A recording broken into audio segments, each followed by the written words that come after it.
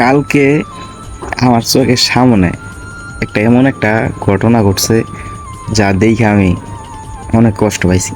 আচ্ছা, একটা কথা বলি, এই অনেক মানুষ অনেক জায়গায় অনেক টাকা খরচ করে, ঠিক আছে? একটা চা খাইতে গেলেও 50 টাকা জায়গা, 20 টাকা জায়গা। আর একটা ফকির একটা দোকানে আইসা ভিক্ষা চাইলে কি বলে জানেন? বারবার কেন আসো? হ্যাঁ, বারবার কেন আসো? একবার দিছি না, কালকে দিছি না, তার আগের দিন দিছি না, আজকে কে লেগাইছো? প্রতিদিনই ভিক্ষা দিতে পারবো না। আর কি কমো ভাই, দুনিয়াটা এমন পর্যায়ে গেছে যা বলার বাহিরে। দুনিয়ার মানুষ কতটা রূপ নিতে পারে আর কতটা ভয়ঙ্কর হইতে পারে,